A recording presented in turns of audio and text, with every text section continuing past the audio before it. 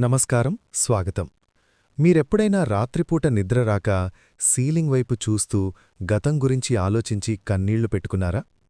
అయ్యో, ఆ రోజు నేను ఆ నిర్ణయం తీసుకోకపోయి ఉంటే బాగుండేది, ఆ రోజు నేను ఆ మాట అనకుండా ఉంటే బాగుండేది, లేదా ఆ రోజు నేను ఆ అవకాశాన్ని వదులుకోకుండా ఉంటే ఇప్పుడు నా జీవితం వేరేలా ఉండేది కదా అని మీ మనసు మిమ్మల్ని పదే పదే చిత్రహింస పెడుతోందా?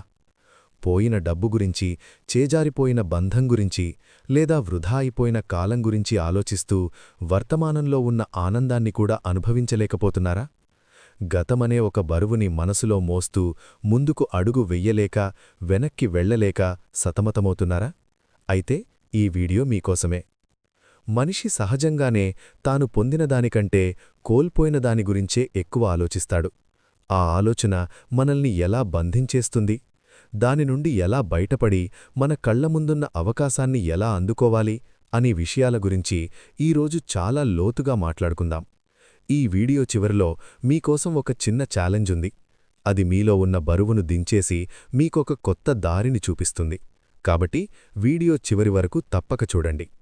హాయ్ ఫ్రెండ్స్, జీవితమనేది ఒక ప్రవాహంలాంటిది. అది ఎప్పుడూ ముందుకు వెళుతూనే ఉంటుంది. కాని మన మనసు మాత్రం ఏదో ఒక తీరంలో ఇరుక్కుపోతుంది. మనం కోల్పోయినది చిన్నదైనా పెద్దదైనా అది మనకి కలిగించే బాధ మాత్రం చాలా తీవ్రంగా ఉంటుంది. ఎందుకంటే మనం ఆ వస్తువునో, వ్యక్తినో లేదా ఆ స్థానాన్నో మన జీవితంలో శాశ్వతం అనుకుంటాం. అది దూరమైనప్పుడు మన ఉనికిలో ఒక భాగం తెగిపోయినట్టు అనిపిస్తుంది. కాని ఇక్కడ మనం గుర్తించాల్సిన ఒక చేదు నిజమేంటంటే, మనం గతం గురించి ఎంత ఏడ్చినా, ఎంత బాధపడినా జరిగిపోయిన దాన్ని ఒక్క మిల్లీమీటర్ కూడా మార్చలేం. ఇది అందరికీ తెలిసిన విషయమే. అయినా సరే మన మనసు ఎందుకు అటువైపే లాగుతోంది? ఎందుకంటే మనకి భవిష్యత్తు మీద నమ్మకం కంటే గతం మీద ప్రేమ ఎక్కువ. లేదా భవిష్యత్తులో మళ్లీ అంత మంచి రోజులు వస్తాయో రావో అనే భయం ఎక్కువ. ఈ భయమే మన కళ్లకు గంతలు కట్టి మన ముందున్న తలుపులను కనిపించకుండా చేస్తుంది. ఈ విషయాన్ని అర్థం చేసుకోవడానికి ఒక సామాన్యమైన వ్యక్తి కథ చెప్పుకుందాం. ఇతని పేరు విజయ్. విజయ్ ఒక మధ్యతరగతి కుటుంబానికి చెందిన వ్యక్తి. ఎన్నో ఏళ్లు కష్టపడి ఓవర్టైం డ్యూటీలు చేసి తన కోరికలన్నీ చంపుకొని దాదాపు 10 లక్షల రూపాయలు దాచుకున్నాడు. ఆ డబ్బుతో సొంత ఊర్లో ఒక చిన్న ఇల్లు కట్టుకోవాలి అనేది అతని కల. కాని ఒకరోజు అతని స్నేహితుడొకరు వచ్చి ఒక బిజినెస్ ప్లాన్ చెప్పాడు. అందులో పెడితే డబ్బులు రెట్టింపవుతాయి, త్వరగా ఇల్లు కట్టుకోవచ్చు అని ఆశ చూపించాడు. విజయ్ ఆ ఆశకి లొంగిపోయాడు. ఇంట్లో వాళ్లు వద్దని చెప్పినా వినకుండా తన సేవింగ్స్ మొత్తం ఆ బిజినెస్లో పెట్టాడు. దురదృష్టవశాత్తు ఆ బిజినెస్ మునిగిపోయింది. ఆ స్నేహితుడు మోసం చేశాడు. విజయ్ జీవితం ఒక్కసారిగా తలకిందులైంది. 10 ఏళ్ల కష్టం బూడిదలో పోసిన పన్నీరు అయింది. ఆ రోజు నుండి విజయ్ నవ్వడం మానేశాడు, సరిగ్గా తినడం మానేశాడు. ఆఫీస్కి వెళ్తున్నాడు కాని పనిమీద ధ్యాసలేదు.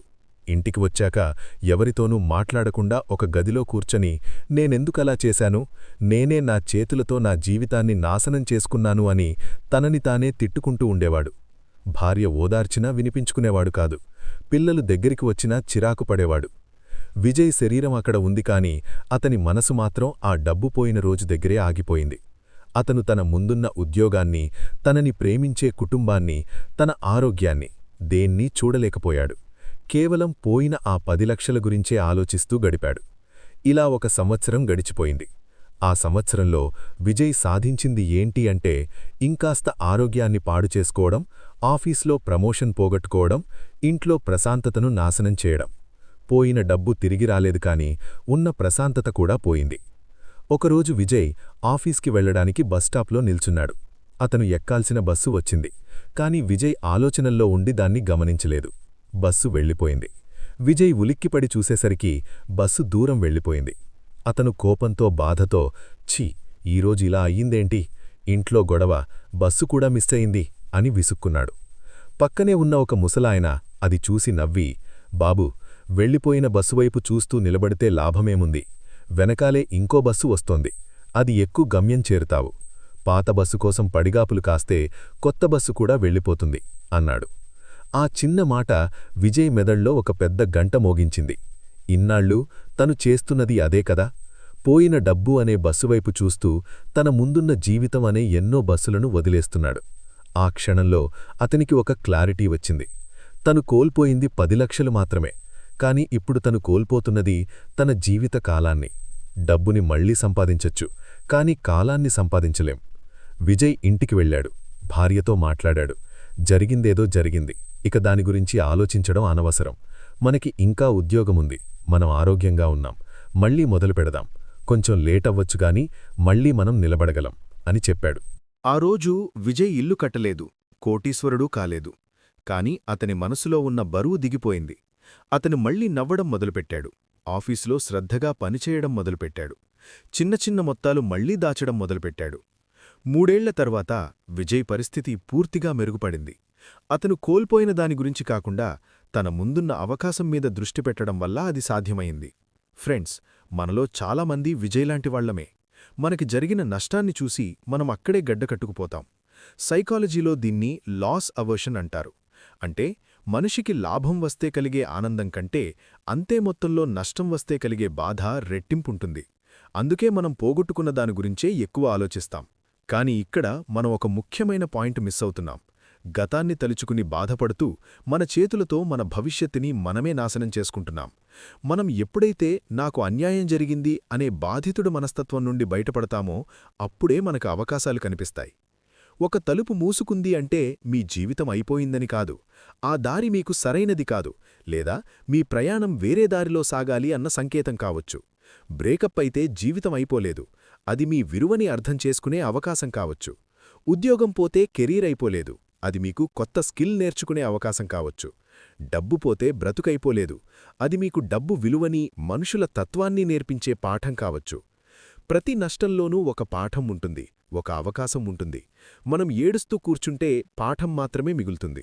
కళ్ళు తెరిచి చూస్తే అవకాశం దొరుకుతుంది. కొంతమంది అంటారు, నాకు సరైన అవకాశాలు రావడం లేదు అని. కాని నిజానికి చిన్న అవకాశాలనే పట్టుకున్నవారే పెద్ద విజయాలను నిర్మిస్తారు. విజయ్ కూడా మళ్లీ 10 లక్షలు ఒక్కసారిగా రావాలి అని కూర్చోలేదు. ప్రతీ నెలా వచ్చే చిన్న జీతాన్ని గౌరవించాడు. ఆ చిన్న అవకాశమే అతన్ని మళ్లీ నిలబెట్టింది. మీరు కోల్పోయింది ఎంత పెద్దదైనా సరే, మీ ప్రయాణాన్ని మళ్లీ 0 నుండే మొదలుపెట్టాల్సి వస్తే భయపడకండి. ఎందుకంటే ఈసారి మీరు 0 నుండి మొదలుపెట్టడం లేదు, అనుభవం నుండి మొదలుపెడుతున్నారు. ఆ అనుభవం మీకు వేగాన్నిస్తుంది, జాగ్రత్తనిస్తుంది. అలాగే మిమ్మల్ని మీరు క్షమించుకోవడం చాలా ముఖ్యం. నేనెందుకలా చేశాను అని మిమ్మల్ని మీరు నిందించుకుంటూ ఉంటే మీ ఆత్మవిశ్వాసం దెబ్బతింటుంది. తప్పులు చేయడం సహజం. మనుషులన్నాక తప్పులు చేస్తారు, నష్టపోతారు. కారణం ఏదైనా సరే, మిమ్మల్ని మీరు ద్వేషించుకోవడం వల్ల పోయినది తిరిగిరాదు. మిమ్మల్ని మీరు ప్రేమించుకుంటేనే మీలో మళ్లీ పోరాడే శక్తి పుడుతుంది. మీమీద మీకు జాలివద్దు, మీమీద మీకు నమ్మకం కావాలి. వర్తమానంలో బ్రతకడం అంటే అర్థమిదే. ఈ క్షణం మీ చేతిలో ఏముంది, మీ దగ్గర ఉన్న వనరులేంటి, మీకున్న బలమేంటి, వీటిమీద దృష్టి పెట్టండి. లేనిదాని గురించి ఆలోచించడం మానేసి ఉన్నదాన్ని ఎలా వాడుకోవాలో ఆలోచించండి. ఒక రైతు వరద వచ్చి పంట కొట్టుకుపోతే కొద్ది రోజులు ఏడుస్తాడు, కాని జీవితాంతం ఏడుస్తూ కూర్చోడు. మళ్లీ నేలను చదును చేస్తాడు, మళ్లీ విత్తనాలు చల్లుతాడు. ఎందుకంటే అతనికి తెలుసు, ఏడిస్తే కడుపు నిండదు, పనిచేస్తేనే నిండుతుంది అని. మన జీవితం కూడా ఒక వ్యవసాయం లాంటిదే. పోయిన పంట గురించి కాకుండా రాబోయే పంట గురించి ఆలోచించాలి. నిజానికి మనం కోల్పోయాము అనుకుంటున్న చాలా విషయాలు మన జీవితంలో నుండి వెళ్ళిపోవాల్సిన అవసరం ఉండొచ్చు. ఆ ఖాళీ ఏర్పడితేనే కొత్త విషయాలకు చోటు దొరుకుతుంది. మీ చేతులు నిండా పాత వస్తువును పట్టుకుని ఉంటే కొత్త బహుమతిని అందుకోలేరు. అందుకే పాతదాన్ని వదిలేయండి, మీ చేతులు ఖాళీ చెయ్యండి. అప్పుడు కొత్త అవకాశాలను అందుకోగలుగుతారు. కోల్పోవడం అనేది ఒక ముగింపు కాదు, అది ఒక కొత్త ఆరంభానికి దారి. ఇప్పుడు మనం వీడియో ప్రారంభంలో చెప్పుకున్న ఆ ఛాలెంజ్ గురించి మాట్లాడుకుందాం. ఈ ఛాలెంజ్ చాలా సింపుల్ కానీ చాలా ఎఫెక్టివ్. దీని పేరు full stop and new page. ఈ వీడియో చూసిన వెంటనే ఒక పేపర్ పెన్ను తీసుకోండి. అందులో మీరు కోల్పోయి మిమ్మల్ని బాధిస్తున్న విషయాన్ని రాయండి. అది డబ్బు కావచ్చు, ఒక మనిషి కావచ్చు, ఒక అవకాశం కావచ్చు.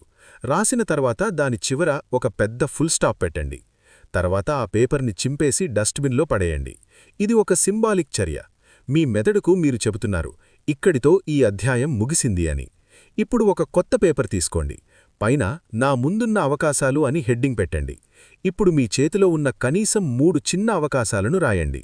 ఉదాహరణకు, నాకు ఆరోగ్యం ఉంది, నాకు ఒక ఉద్యోగం ఉంది, నాకు నన్ను అర్థం చేసుకునే వ్యక్తి ఉన్నాడు. ఇలా చిన్నవైనా సరే రాయండి.